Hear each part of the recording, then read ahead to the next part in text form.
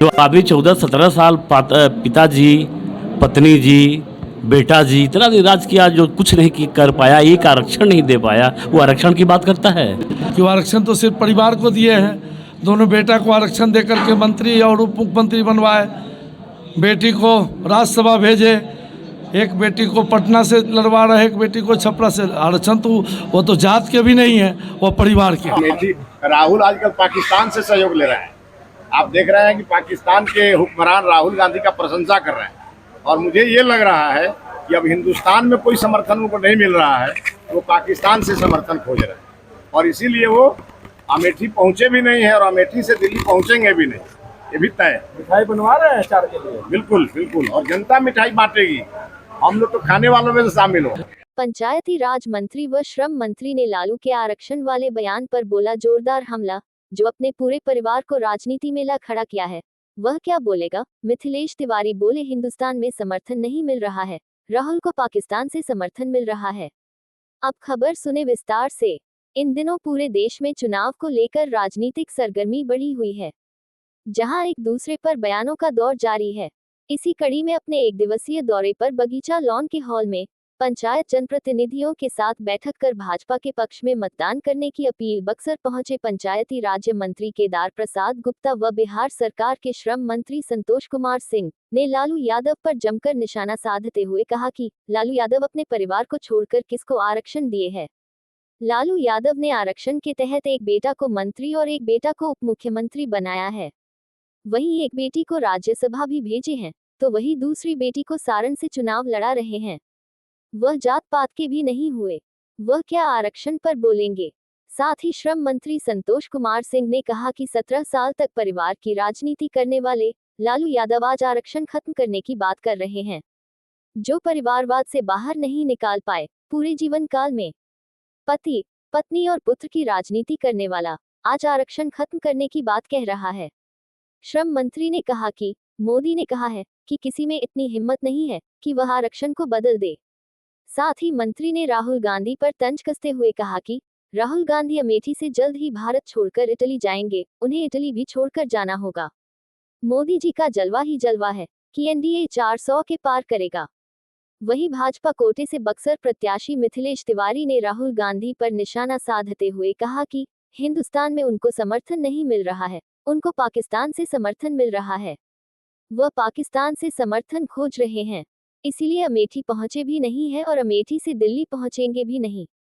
राहुल गांधी को पाकिस्तान के लोग सराहना कर रहे हैं। बताते चले कि पंचायती राज्य मंत्री केदार प्रसाद गुप्ता तथा श्रम मंत्री संतोष कुमार सिंह भाजपा प्रत्याशी मिथिलेश तिवारी के पक्ष में प्रचार करने बक्सर पहुंचे थे, जहां पंचायत जनप्रतिनिधियों के साथ बैठक कर भाजपा के पक्ष में मतदान करने की अपील की। बताते चले कि बक्सर लोकसभा चुनाव में भाजपा, राजद और बसपा पार्टी से अनिल कुमार चौधरी भी अपने पार्टी से चुनाव लड़ रहे हैं। इसके अलावा निर्दलीय प्रत्याशी के रूप में आनंद मिश्रा और दद्दन पहलवान चुनावी मैदान में ताल ठोक रहे हैं। ऐसे में रजनीश तिवारी के अलावा और कौन कौन चेहरा सामने आता है, ये 7 मार्च से सामने आने लगेगा। इन्हीं चेहरों में से बक्सर लोकसभा की जनता किस प्रत्याशी पर भरोसा जताती है? क्या स्थानीय मुद्दा हावी रहेगा या पार्टी के सिंबल पर जनता भरोसा जताती है? यह आने वाला वक्त बताएगा। फिलहाल मंत्री और बक्सर लोकसभा प्रत्याशी का बयान सुने। हमको लगता है कि लालू जी की उम्र इस जगह पे आ गई है कि उनका बुद्धि थोड़ा कम काम कर रहा है। ये बाबा साहब ने संविधान बनाया है, देश का लोकतंत्र बनाया है, और अपने आदरणीय प्रधानमंत्री नरेंद्र भाई मोदी ने कहा कि मैं जब तक जिंदा रहूँगा तब तक संविधान को कुछ होने वाला नहीं है। किसी का माँ का कोई दूध इतना नहीं पिया है कि संविधान का छेड़छाड़ करेगा। अब लालू की बात कर रहे हैं, अब लालू जी का बात छोड़ दीजिए, आप लोग बेवजह भी बात करते हैं। क्या लालू की बात करना है? आखिर क्यों बार बार आरक्षण का मुद्दा और संविधान उनको जिसको जो आदत है, जिसके पास कोई मुद्दा ही नहीं है तो कौन उसके पास कौन मुद्दा है। जो आदमी 14-17 साल पिताजी, पत्नी जी, बेटा जी इतना दिन राज किया, जो कुछ नहीं कर पाया, एक आरक्षण नहीं दे पाया, वो आरक्षण की बात करता है।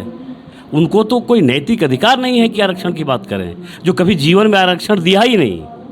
2019 का जलवा 2024 में नहीं दिख रहा है। जलवा दिखेगा 400 पार, सबको जलवा दिख रहा है, कहीं कोई जलवा में कमी नहीं है। पिछले बार से भी अपार जन समर्थन मिलेगा और नरेंद्र मोदी 400 के पार होंगे। अच्छा, राहुल गांधी ने अमेठी छोड़ दिया, इसे किस तरह से देखते हैं? राहुल गांधी ने अमेठी छोड़ दिया, उसे किस तरह से? अरे राहुल गांधी जी अमेठी नहीं, भारत छोड़ के इटली जाने की तैयारी में है। उनका समय पूरा हो गया है, वो इटली जाएंगे और इटली जाएंगे तो फिर आपको हम बताएंगे कि राहुल गांधी ने इटली भी छोड़े कहीं और जाएंगे। ठीक है, बाद में आरक्षण खत्म करने की तैयारी है और संविधान खत्म करना चाहते हैं। देखिए, लालू जी ने किसको आरक्षण दिया है? हमारे प्रदेश अध्यक्ष जी ठीक कहते हैं कि वो आरक्षण तो सिर्फ परिवार को दिए हैं।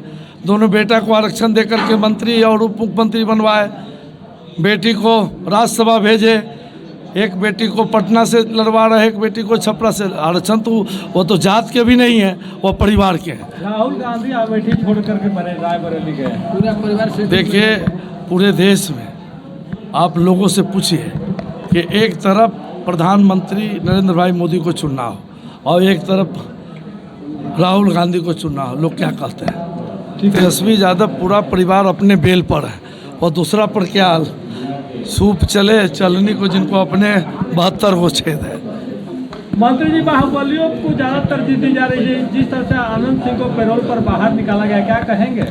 देखिए, ये सब प्रक्रिया है, संवैधानिक प्रक्रिया है। प्रक्रिया के तहत जो नियम था उसके तहत हुआ है। विशेष मुझे उसके बारे में ज़्यादा जानकारी नहीं, इसलिए उसमें कोई प्रतिक्रिया कह रहा है कि हार की डर सता रहे थे, इसलिए निकाला गया कि ललन सिंह हार न जाए। नहीं, ऐसा कुछ नहीं है, ऐसा कुछ नहीं है। देखिए, पूरे बिहार सहित पूरे देश में मोदी जी का लहर चल रहा है। आप जहाँ चले जाएं, आम आवाम जो है नेता टाइप के लोग में भले प्रतिक्रिया जिस तरह का हो, लेकिन आम आवाम जो है वह चाहती है कि फिर इस बार मोदी से तमाम जनप्रतिनिधि जो एक पंचायत के 10-10 हज़ार का प्रतिनिधित्व करते हैं, 50-50 हज़ार का प्रतिनिधित्व करते हैं, सारे जनप्रतिनिधि बैठ के ऐलान कर दिया है कि इस बार 4 लाख पार में। अमेठी राहुल आजकल पाकिस्तान से सहयोग ले रहे हैं। आप देख रहे हैं कि पाकिस्तान के हुक्मरान राहुल गांधी का प्रशंसा कर रहे हैं और मुझे ये लग रहा है कि अब हिंदुस्तान में कोई समर्थन उनको नहीं मिल रहा है, वो पाकिस्तान से समर्थन खोज रहे हैं और इसीलिए वो अमेठी पहुंचे भी नहीं है और अमेठी से दिल्ली पहुंचेंगे भी नहीं, ये भी तय। मिठाई बनवा रहे हैं चार के लिए। बिल्कुल बिल्कुल, और जनता मिठाई बांटेगी, हम लोग तो खाने वालों में से शामिल हो। संतुलन खो बैठे और यही कारण है कि जब व्यक्ति का जहाज डूबने लगता है तो अनाप शनाप बोलता है और इसीलिए ये लोग अनाप शनाप बोल रहे हैं। मैं उस भाषा का प्रयोग बिल्कुल नहीं करूंगा जिस भाषा का प्रयोग यहाँ के महागठबंधन प्रत्याशी ने किया है और इसी प्रकार के भाषा के प्रयोग के लिए वो हमेशा जाने जाते हैं। किसी को गाली गलौज कर देना, किसी को कुछ बोल देना, ये उनको मुबारक। मैं तो हाथ जोड़ करके बक्सर की धरती पे खड़ा हूँ और आदरणीय मोदी जी की तरफ से भी मैं सबको प्रणाम कर रहा हूँ और अपने तरफ से भी। क्या लोकतंत्र में ऐसी भाषाएं शोभा देती है? एकदम नहीं शोभा देती हैं और खास करके जो जनप्रतिनिधि होता है उसको तो और मर्यादा में रहनी चाहिए। एक आम आदमी बोले तो बात सही है, लेकिन जनप्रतिनिधि को शोभा नहीं देता है और मैं ऐसी भाषा का हमेशा भर्त्सना करता हूं और मैं ईश्वर से प्रार्थना करता हूं कि ऐसे ऐसे लोगों की जो दिमागी हालत गड़बड़ है वो भगवान उनको आगे ठीक करेंगे। 24 के रण में कई बड़े नेताओं के आने की बात कही जा रही है। 24 के रण में आदरणीय मोदी जी मैदान में है और उनसे बड़ा नेता इस देश में कोई नहीं है, देश ही नहीं विदेश में भी कोई नहीं। बक्सर आ रहे हैं? अब मोदी जी बक्सर कैसे नहीं आएंगे? मोदी जी का बक्सर और बनारस ये दोनों उनकी कंस्टिट्यूंसी है और इसलिए वो आ रहे हैं। कैसा लग रहा है 2024 का रण कैसा होगा? बहुत अच्छा लग रहा है, बहुत अच्छे परिणाम आ रहे हैं और सबसे आश्चर्य की बात है कि पूत के पाँव पालने में दिखने लगते हैं। आजकल मैं जब दौरा पर निकलता हूँ तो मेरा अंतिम दौरा 8 बजे रात तक अगर प्लान मेरे द्वारा किया रहता है वो 3 बजे भोर तक चलता है और लोग हटते नहीं है। तब मुझे लगता है कि लोगों को मोदी जी से बहुत प्रेम है, क्योंकि मोदी जी के हनुमान से मिलने में लोग 3 बजे तक जग रहे हैं। तो आप सोच समझ सकते हैं कि मोदी जी के प्रति कितना। हमारे खबरों के प्रायोजक हैं शहर बक्सर में खुला है पंकज ट्रेलर, जहां आपके मन मुताबिक कपड़े मिलते हैं। सबसे बड़ी बात यह है कि यहां पर आपके मन मुताबिक कपड़े की सिलाई भी होती है। यही नहीं, महिलाओं के लिए साड़ी एवं सूट भी उपलब्ध है। अच्छे कारीगरों के द्वारा खुद निर्मित किए गए सूट के लिए पंकज ट्रेलर को एक बार जरूर मौका दें। पता है अम्बेस्टर होटल के सामने, पंकज ट्रेलर को एक बार जरूर मौका दें। पता है अम्बेस्टर होटल के सामने।